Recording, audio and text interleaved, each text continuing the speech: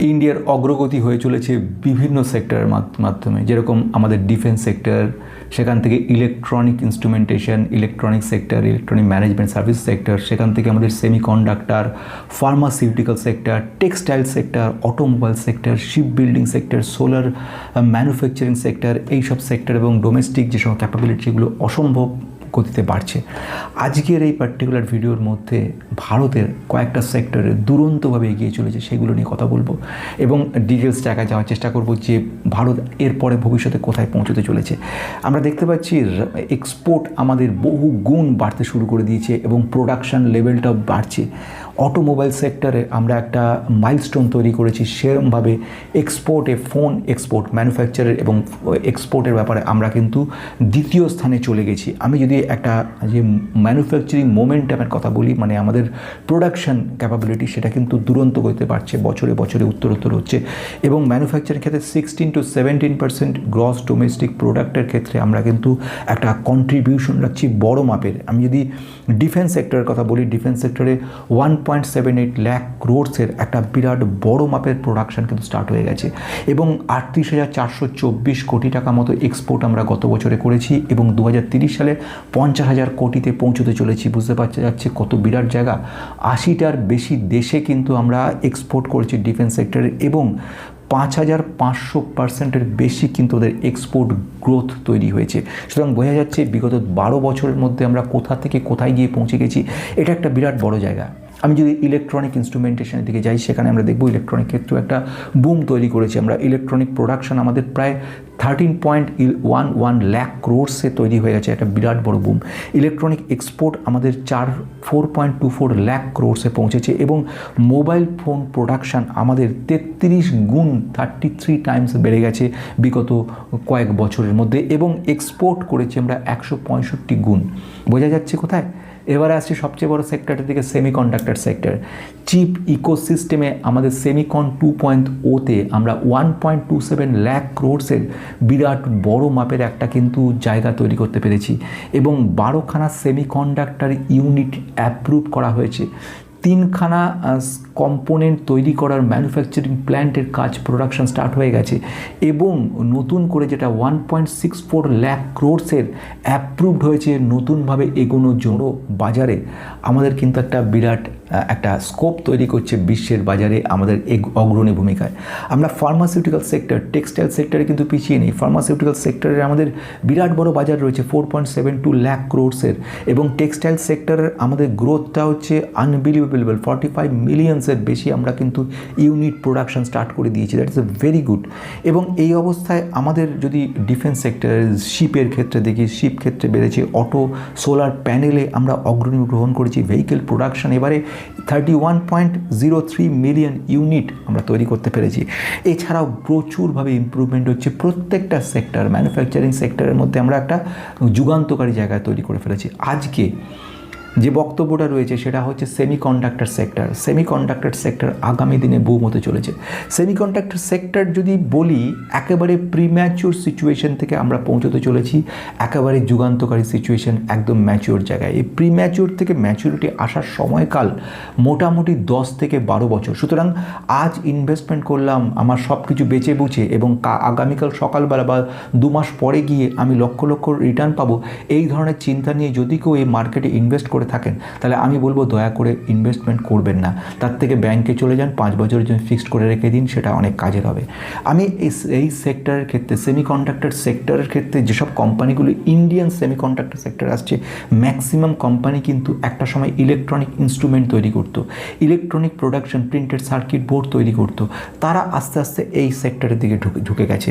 আমি যেসব কোম্পানিগুলোর কথাগুলো বলবো, সেই মাল্টি মিলিয়ন রিটার্ন দেওয়া কোম্পানিগুলোর কথা নিয়ে বলতে চলছে। কোম্পানিগুলো বলার আগে, this video is only for education purpose, know by yourself before investing, please consult yourself or your advisor, past guarantee future performance. Come to the most interesting point, সবচেয়ে বড় গুরুত্বপূর্ণ জায়গায় যে কোম্পানিটার ক্ষেত্রে যাবো সেটা হচ্ছে সিজি পাওয়ার।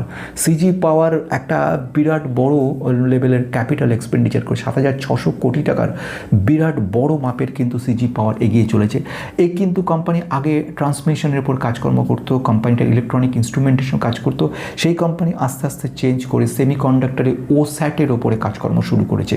ওস্যাটের যে টেকনোলজিক্যাল কাজকর্ম রয়েছে সেগুলো হচ্ছে এই কোম্পানিটা যে ডিজাইন হওয়ার পরে যে চিপগুলো আসছে সেগুলোকে টেস্টিং কাজগুলো করছে। সেই কোম্পানিটার প্রতিটা চিপের মধ্যে যে সময় অ্যাসেম্বল পার্টগুলো করা, টেস্টিং পার্টগুলো করা, আউটসোর্স করা, মানে টোটাল হচ্ছে আউটসোর্স অফ অ্যাসেম্বল এবং টেস্টিং, ওস্যাট বলে যেটাকে, তার উপরে কাজকর্মগুলো করছে কোম্পানিটার দুরন্ত প্রোগ্রেস রয়েছে। প্রেজেন্ট নিউজ যেটা এলো সেটা হচ্ছে ম্যানুফ্যাকচারিং ইউনিট নতুন করে স্থাপন করেছে এবং যেখানে মানে খুব শিগগিরই সেখান থেকে বিরাট পরিমাণে চিপ কিন্তু বেরোতে শুরু হবে এবং সেটা 2027-28 সালের মধ্যে টার্গেট রেখেছে। ম্যানেজমেন্ট বিরাট বুলিশ রয়েছে এবং ফিউচারে কোম্পানিটা সেমিকন্ডাক্টর সেক্টরে একটা অগ্রণী যাব সেই কোম্পানি শুনলে অবাক হবেন। অথচ যে কোম্পানিটা কিন্তু যাকে বলবো একটা সময় আমাদেরকে বিরাট স্বপ্ন দেখিয়েছিল, তারপর সেটা ধস নেমে গেছিলো এবং এখন আবার একটু একটু করে নিজেকে প্রুফ করার চেষ্টা করে যে কোম্পানিটার কথা বলছি আজকে, সেই কোম্পানির নাম হচ্ছে কেইনস টেকনোলজি। কেইনস টেকনোলজি 7,000 টাকায় চলে গেছিলো এক সময়, সেই কোম্পানি পড়তে পড়তে 3,600-তে দাঁড়িয়ে রয়েছে। কখনো পড়ছে কখনো উঠছে, তার পিছনে বিরাট বড় একটা গল্প লুকিয়ে রয়েছে, একটা বড় মাপের অ্যাকাউন্টিং অ্যানোমালিস এর মধ্যে পিছনে রয়ে গেছে। এই কোম্পানিটা একটা সময় স্বপ্ন দেখেছিল বিরাট বড় মাপের, কিন্তু তারপরে সে কোম্পানির ধস নামে এবং সত্যি কথা বলতে কি কোম্পানির ধসের ফলে গোটা ইনভেস্টার যারা ছিল তাদের বিশ্বাসযোগ্যতা হারাতে শুরু করে এবং একটা সময় দেখা যায় এই কোম্পানির ক্ষেত্রে ইনভেস্টমেন্টের জায়গাটাকে প্রায় ভেঙে যায় স্বপ্নটা। এবং যে ঘটনাটা হয়েছিল, ইস্কি ম্যাকো বলে একটা কোম্পানি রয়েছে, এদের একটা সিস্টার কনসার্ন, এবং এদের মধ্যে অ্যাকাউন্টিং যে প্রসিডিওর তৈরি হয় সেখানে কিছু জল মেশানো হয়। শর্টে বলছি, এই জল মেশানোর ফলে আলটিমেটলি যাকে রিলেটেড পার্টি ট্রানজাকশন সেখানে গিয়ে একটা নেগেটিভিটি তৈরি করে, যার ফলে অ্যাকাউন্টিংগুলোর মধ্যে একটা গরমিল সৃষ্টি হয়। এটা পরবর্তীকালে কোটাক সিকিউরিটি ধরে ফেলে এবং যেটা বাইরে প্রকাশ পায় এবং সঙ্গে সঙ্গে ম্যানেজমেন্ট থেকে স্বীকার করে যে আমাদের ভুল হয়েছে অ্যাকাউন্টিংয়ে। তারপর জল বহুদূর পর্যন্ত গড়িয়ে যায়, অনেকগুলো প্রবলেম সলিউশন তৈরি করার চেষ্টা করে। কোম্পানিটা থেমে থাকে না, কোম্পানিটা গভর্নমেন্ট অফ ইন্ডিয়ার অনুদান গ্রহণ করে কোম্পানিটা এখন এই মুহূর্তে চিপ ম্যানুফ্যাকচারিং লেভেল থেকে চিপ ডিজাইনিং লেভেল ওস্যাটের উপর কাজকর্ম শুরু করেছে। প্রেজেন্ট নিউজ যেটা এলো সেটা হচ্ছে খুব শিগগিরই 27-28 সাল ফাইন্যান্সিয়াল 27-28-এর মধ্যে এরা কিন্তু একটা বড় কাজ করতে চলেছে। তাদের একটা ফ্যাক্টরি যেটা রয়েছে, ফ্যাক্টরিতে কিন্তু প্রোডাকশন স্টার্ট হয়ে গেছে, স্মার্ট মিটারের উপর কাজ করছে, প্রচুর বড় লেভেলের অর্ডার বুক এদের সঙ্গে রয়েছে। কিন্তু এই মুহূর্তেও কিন্তু আমরা ওয়েট করব, কারণ ভ্যালুয়েশন কোম্পানি যেরকম বেশি রয়েছে সেরকম নেক্সট কোয়ার্টারের রেজাল্ট কী দাঁড়ায় তার উপরে কিন্তু লক্ষ্য রাখছি আমরা চলে আসছি পরে কোম্পানির দিকে, যে কোম্পানিটা কিন্তু সেমিকন্ডাক্টর এক্ষুনি নয় কিন্তু সেমিকন্ডাক্টরের দিকে মুভ করে চলেছে কোম্পানির নাম হচ্ছে সিরমা এসজিএস কোম্পানিটাকে যদি দেখি পোটেনশিয়াল গ্রোথ কিন্তু কেইনস টেকনোলজির ধারে বাড়ে। আমি আগে বলেছিলাম কেইনস ছিল কিং, সে ছিল প্রথম দিকে, সিরমা অনেক পেছনে, কিন্তু কেইনসের এই ধাক্কাটা কেইনসকে যখন পিছিয়ে দিল অল্টারনেটিভ ওয়েতে কেইনসের সমকক্ষ বলে গ্রহণ করে ফেললো কে? সিরমা এসজিএস যে কাজগুলো করতো একেবারে স্মার্ট মিটার রিলেটেড কাজকর্ম, প্রিন্টেড সার্কিট বোর্ডের উপর কাজকর্ম করা, হাই ডেফিনেশন লেভেলে ইনস্ট্রুমেন্টেশন তৈরি করা এবং চিপ ম্যানুফ্যাকচারিং জায়গা নয় কিন্তু চিপ ডিজাইনিংয়ের উপর কাজ করা, এইভাবে কিন্তু এগোতে শুরু করলো এবং আস্তে আস্তে কোম্পানিটা কিন্তু মার্কেটটাকে ধরে ফেললো। Printed circuit board, electronic instrumentation, consumer durable প্রোডাক্টগুলো যেরকম স্মার্ট টিভি, স্মার্ট মিটার, এগুলোর উপর কাজ করা, স্পেশাল ডিজাইনিংয়ের উপর কাজ করা, প্রিন্টেড সার্কিট বোর্ডে স্পেশালাইজড ইনস্ট্রুমেন্টেশন ইমপ্লিমেন্ট করা, এইগুলো দিয়ে ধরে ধরে আস্তে আস্তে কাজ শুরু করলো। এবং রিসেন্ট যেটা খবর এলো, সেমিকন্ডাক্টরের একটা কোম্পানি, সেটা হচ্ছে বাইরের একটা কোম্পানির সঙ্গে, সিঙ্গাপুরের, তাদের সঙ্গে টাই আপ করেছে এবং রিসেন্টলি সেমিকন্ডাক্টরে মুভ করছে ওস্যাটের ওপরে। আমি চলে আসছি পরের দিকে, মসচিপ টেকনোলজিকে সেমিকন্ডাক্টরের কথা বলবো আর মসচিপের কথা বলবো না, এটা হতে পারে না। মসচিপ কিন্তু অন্য প্রসেসের মাধ্যমে ঢুকছে, যে প্রসেসে কেইনস টেকনোলজি কিংবা আমাদের সিজি পাওয়ার ঢুকেছে সে কিন্তু সেই প্রসেসে যায়নি।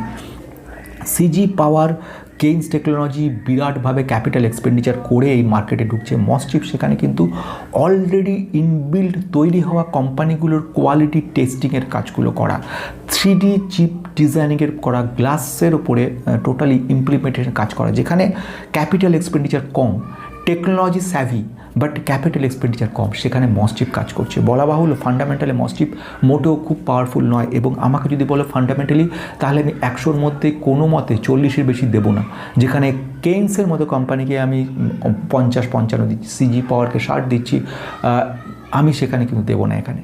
আচ্ছা বলি এএসএম টেকনোলজি। এএসএম টেকনোলজি দুরন্ত কোম্পানি এবং এই কোম্পানিটাকে নিয়ে আমি মনে করি ভবিষ্যৎ বিরাট রয়েছে। কেন ভবিষ্যৎ রয়েছে তার কারণ হচ্ছে কোম্পানি ওস্যাটের ওপর কাজকর্ম করছে। আজ বলে না, বহু বছর ধরে কোম্পানিটা টেকনোলজি, সেমিকন্ডাক্টর, ওস্যাট এবং ফ্যাব্রিকেশনের ওপরে কোম্পানিটা কাজ করছে। এই ফ্যাব্রিকেশন লেভেলের সঙ্গে অ্যাসিক টেকনোলজি বলে, অ্যাসিনক্রোনাস যে চিপ টেকনোলজি, তার ওপরে কোম্পানিটা কাজ করছে। ফলে এমবেডেড সফটওয়্যার এবং হার্ডওয়্যার দুটো কাজকে একসঙ্গে করছে। সেমিকন্ডাক্টর লেভেলের হার্ডওয়্যারের যে কাজগুলো সেগুলোর সঙ্গে ইমপ্লিমেন্টেশনের কাজগুলো এএসএম টেকনোলজি করছে। এএসএম টেকনোলজির রিটার্ন দিচ্ছে দুরন্ত এবং ইনভেস্টারদের বিশ্বাসযোগ্যতার লেভেলটা এমন জায়গায় পৌঁছে দিয়েছে যেটা মানে ধূলিসাৎ করা মানে মুশকিল। মানে এখনও ইনভেস্টাররা চোখ বুঝে এএসএমে ইনভেস্ট করে, যার জন্য এএসএমের ভ্যালুয়েশন অসম্ভব বেশি হয়ে গেছে, কোনো মতে এন্ট্রি করার জায়গাতেই নেই। আপার সার্কিটের পর আপার সার্কিট লাগিয়ে কোম্পানিটা কিছু মাসের মধ্যেই কত বড় জাম্প করে গেছে, যেটার একটু কারেকশন হয় বহু গুণ ইনভেস্টমেন্ট হয়। সুতরাং এটা একটা বিরাট জায়গা তৈরি করছে। এবারে প্রশ্ন আসছে, স্যার এছাড়া কি আর কোনো কোম্পানি সেমিকন্ডাক্টর? প্রচুর কোম্পানি রয়েছে সেমিকন্ডাক্টরে, অল্পভাবে এগিয়ে চলেছে। কমেন্ট বক্সে লেখো সেমিকন্ডাক্টরে কোন কোন কোম্পানি তুমি মনে করছো, এই কটা কোম্পানি ছাড়া অন্য কোনো কোম্পানিকে তুমি মনে করছো সেমিকন্ডাক্টর ভালো করতে পারে। শুধুমাত্র এই কোম্পানি নয়, যে কোম্পানিগুলো বললাম 5টা কোম্পানি, তার মধ্যে কেউ ইনভেস্টেড রয়েছো কি না? যদি ইনভেস্টেড থাকো, তারা কি এখন লসে আছো না প্রফিটে আছো? কি মনে করছো কোম্পানির সব ভবিষ্যতে কী করতে পারে? কতটা নতুন আপডেট থাকলে সেটা কমেন্ট বক্সে লিখে জানাও। আজকের মতো।